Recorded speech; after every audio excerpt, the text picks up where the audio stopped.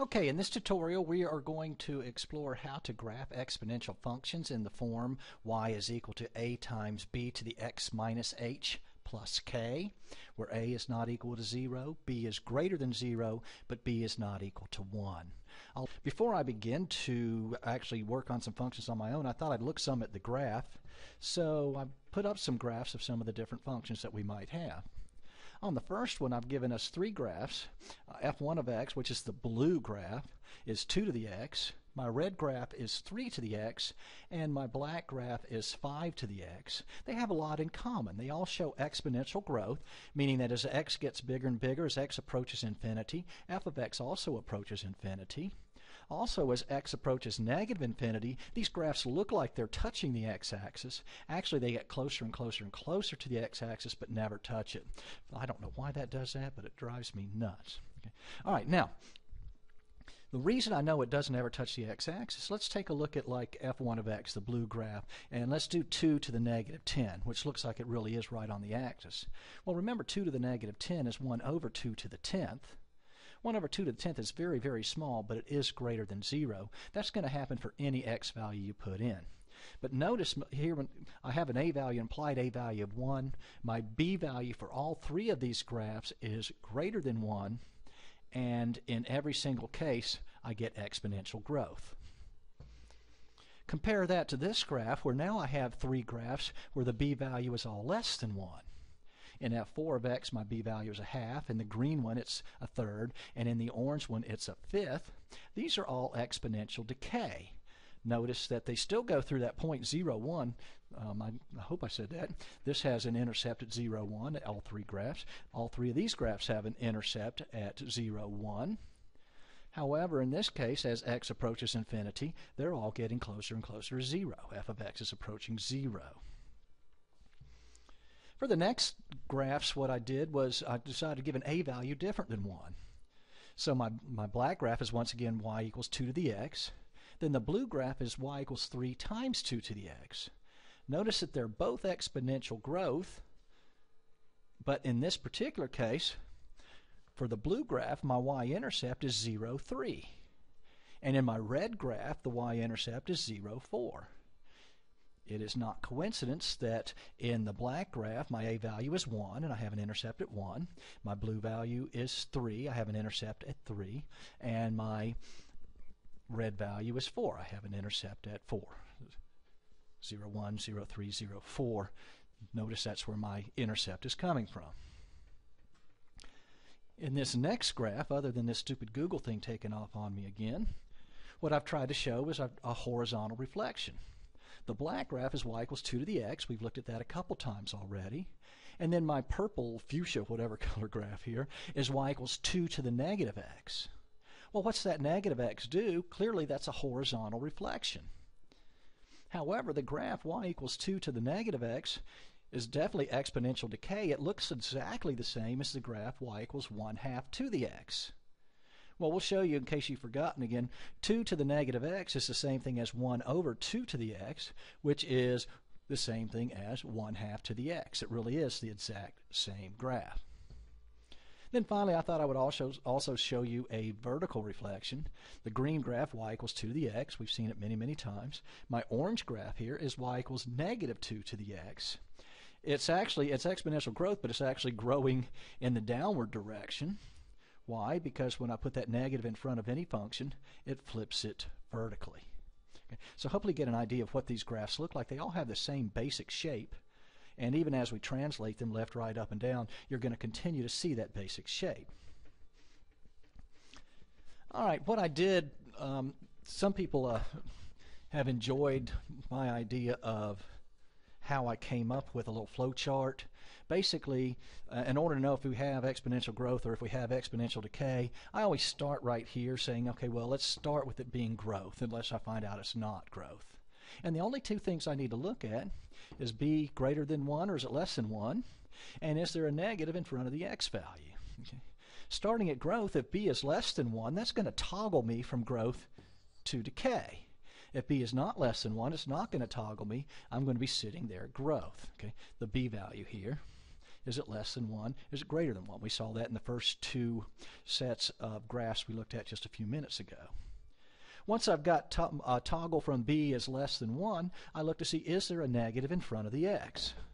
Well, I don't know if we've seen any yet, but you could possibly something along the lines of y is equal to 3 to the 5 minus x, okay, which is the same thing as negative x plus 5. Notice that now there is a negative in front of the x. When you see that negative in front of the x, it's going to toggle you again.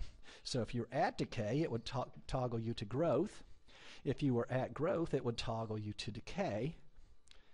And if it hasn't changed, your toggle will stay the same. If that works for you, great. If it doesn't, no big deal. But that's just the way, as a computer person, I always think of zeros and ones, the way I kind of determine whether I'm going to have exponential growth or exponential decay. What I've done on this slide is I've given you a little algorithm that kind of goes through my head as I get ready to graph them. The first thing I do when I'm graphing exponential functions is I look to see where is my horizontal asymptote. And it's real easy. The horizontal asymptote is just at this k value, the value at the very end of my function. Okay. Then I'm going to determine 3 points on the graph using x equals h minus 1, x equals h, and x equals h plus 1. Instead of spending a whole lot of time explaining to you what that means, once I do a few examples, I think you'll see where I'm going with that. Okay. These graphs have a domain from negative infinity to infinity, so they will always have a y-intercept. And you can always find the y-intercept by setting x equal to 0. These graphs may or may not have an x-intercept, and if they do, you may or may not be asked to find them. A lot of times they wait until we've gone over logarithms before we make you do an x-intercept on an exponential graph, but I'll do one to give you the x-intercept just in case you're asked to do that also. And then basically once I've got all my points, I've got my horizontal asymptote, I'm just going to complete the graph by connecting all the points together. All right, well, let's look at one we've already seen, y equals 2 to the x, and let's see if we can follow along with my algorithm.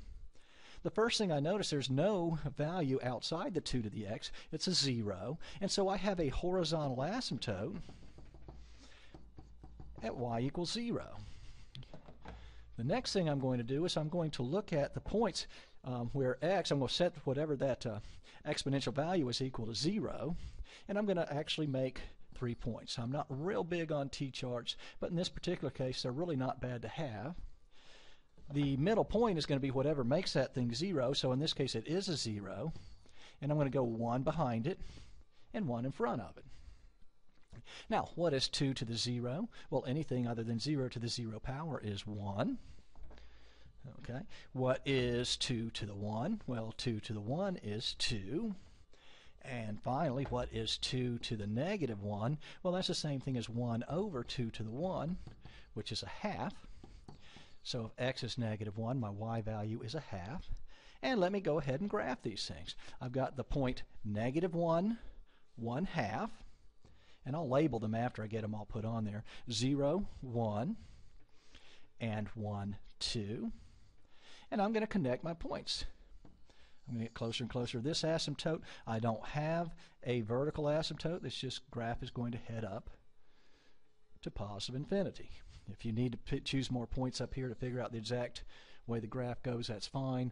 I'm usually okay with my students as long as you make sure that it heads up to positive infinity. Okay, now here's the point. Once again, this is point negative 1, 1 half. This is the point 0, 1, and this is the point 1, 2. I always like to have those labeled. The domain of this graph, as of any exponential function, is negative infinity to infinity. And the range of this function, notice I never get a 0 value or any negative value. The range goes from 0 to infinity. Make sure you have a parenthesis around that 0 because 0 is not part of the range. All right, let's look at one that's a little bit tougher. How about y is equal to 3 to the x plus 1 minus 2? I don't know why it got so small, but it doesn't really matter. Once again, I look here first. I'm going to have a horizontal asymptote at y equals negative 2. So let me put that down first. Got my horizontal asymptote. Y is equal to negative 2. Okay. And then I look at the exponent. What value of x for the exponent is going to give me a 0? And the answer is negative 1. So when I get ready to do my chart, my middle value is going to be negative 1. I'm going to go 1 behind negative 1, which is negative 2, and 1 in front of negative 1, which is 0.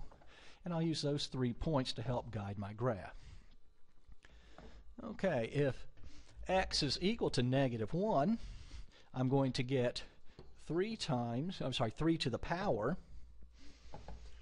negative 1 plus 1 minus 2.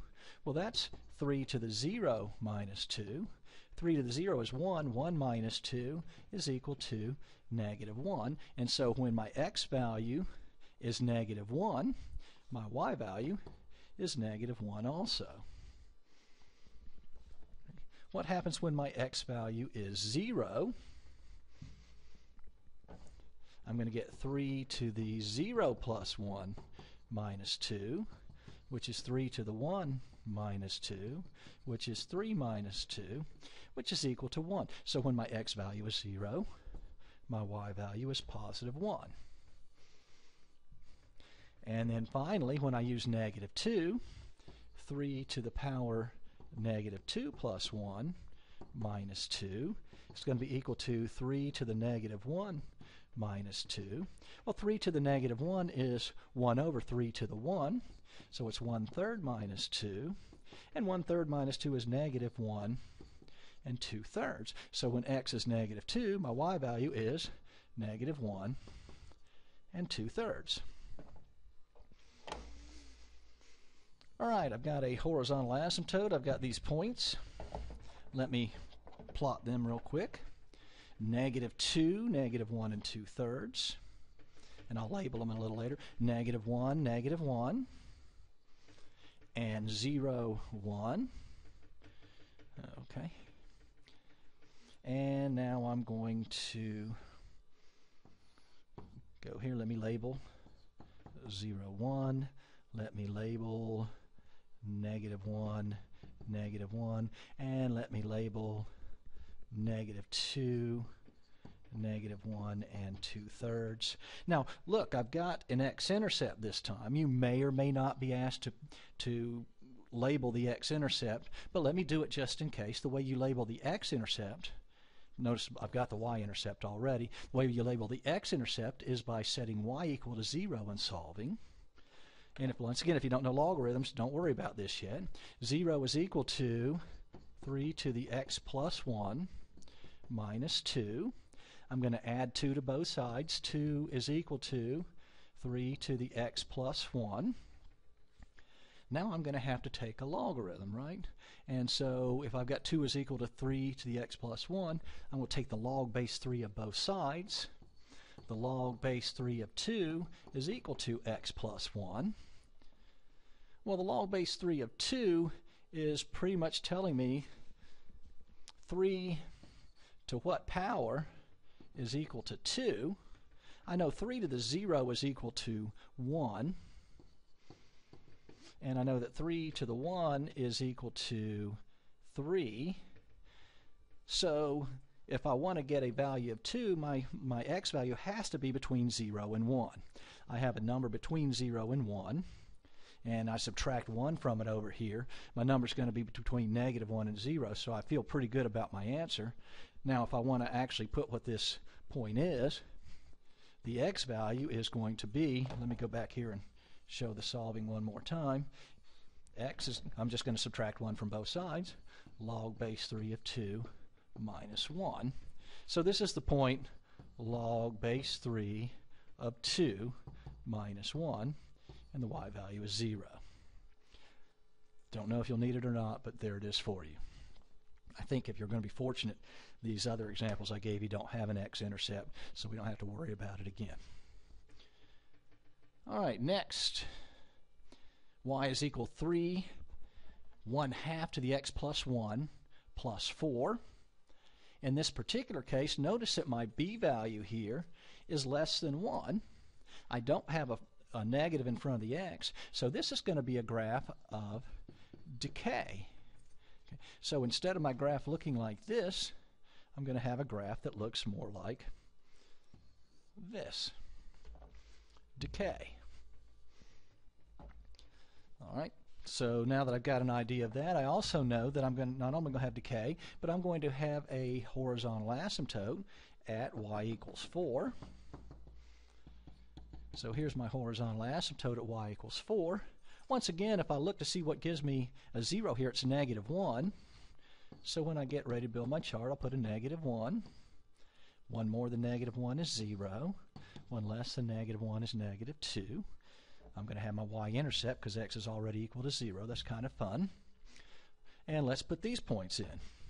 When I put in a -1, I get 3 times 1/2 to the 0 plus 4. Okay, 1/2 to the 0 is 1. So I get 3 times 1 plus 4, which is equal to 7. Okay, so the first number I'm going to get is -2, 7.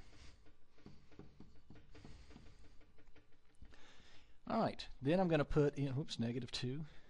I'm sorry, -1, 7. Holy cow. Let's go back, -1, 7. All right, let's try 0. When I put in 0, I get 3 times 1/2 to the 0 plus 1, which is 1/2 to the 1 plus 4. Well, 1/2 to the 1 is 1/2, so I'm going to get 3 times 1/2 plus 4, which is 3/2 plus 4, which is going to be 5.5. And so when I put in 0, I'm going to get 5.5 as an answer. Pretend I can actually get that at 0, 5.5. This was the point -1. That point's give me fits, isn't it? -1, 7. And let's try -2, see if it's even going to fit on my graph, because I know I'm going to be heading up in that direction. If I put in a -2, I get 3 times 1/2. -2 plus 1 is to the -1 plus 4. Don't forget I've got to do my exponent first. 1/2 to the -1 is the same thing as 1/2, which is 2. So I've got 3 times 2 plus 4. Doing my multiplication first is 6 plus 4, which is equal to 10. So I've got the point -2, 10 on my graph. Okay, I'm not going to have an x-intercept because I'm never going to get below 4. I'm going to join these 3 points together. Notice I've got exponential decay. So pretend I actually went in that point there. As x approaches infinity, y approaches 4. As x approaches -infinity, y approaches -infinity. My domain, once again, is -infinity to infinity, as it is with any exponential graph. My range in this particular case goes from 4 to infinity. 4 is not included. All right, I think I have one more graph here for us. We'll try it, and then I'll send you on to try some on your own. Okay, as far as growth and decay, notice my b value here is less than 1, which is going to toggle me from growth to decay, but I also have a negative in front of the x, which is going to toggle me back, and I know this thing is exponential growth. Okay, so I know I've got exponential growth. However, this time I've got a negative here in front of the 3. What does that negative do in front of a graph? Well, if I've got a graph that's going with exponential growth and I put a negative in front, it flips it upside down. The shape of my graph this time is going to look something like this down here at the bottom. I know I'm going to have that shape because I have exponential decay, but I took that exponential decay and turned it upside down. All right, I don't have a k value here, and so I know that my horizontal asymptote is going to be at y equals 0. Now, what value for this exponent is going to give me a 0? 2 minus x equals 0 means that x is equal to 2. So I'm going to put 2 in the middle. I'm going to go 1 less than 2 and 1 more than 2 and see what values I get. starting with 2. 2 minus 2 is 0. 1/3 to the 0 is 1. And so at 2, I'm going to get a value of negative 3. Let me try 1. If I put in a 1 here, 2 minus 1 is 1. 1/3 to the 1 power is 1/3. So I'm going to get negative 3 times 1/3, which is negative 1. And then finally, if I put in 3, I'll do this down a little lower because I'm going to have 3 times 1/3 to the 2 minus 3 is negative 1. I'm sorry, that's negative 3 times that, correct? Remember, it's very tempting to say this 3 times 1/3 is equal to 1. We do not do those two first. We have to do our exponents before we do our multiplication. Okay, so I've got 1/3 to the negative 1, which is 1 over 1/3, which is 3. So this is going to be equal to negative 3 times 3, which is equal to negative 9. So when I have 3, my y value is going to be negative 9. Let me put that in. I've got 3, negative 9. I've got 2, negative 3. And I've got 1, negative 1. 1, negative 1, 2, negative 3, 3, negative 9. And I guess in this particular case, I'm going to have to find my y-intercept. Where am I crossing the y-axis? So I'm actually going to have to put in a 0 also. Okay. Let me erase a little bit of this. So in this particular case, I've got negative 3 times 1/3 to the 2 power. Well, 1/3 squared, remember, don't do these first. Do your exponent first. I get negative 3. 1/3 squared is 1/9, right? Negative 3 times 1/9 is negative 1/3. So I also have an intercept here at 0, negative 1/3. There's my y-intercept. I'm going to join these points together and say just a few things about these real quick. As x approaches infinity, f of x is going to approach negative infinity. As x approaches negative infinity, f of x is going to approach 0 from the negative side. My domain is going to be negative infinity to infinity. My range in this particular case is going to go from, remember we start with the smallest value, which is negative infinity, to 0. I hope this helps with your graphing of exponential functions. I will probably come up with a sheet to give you some more practice, and I'll see you during the next tutorial.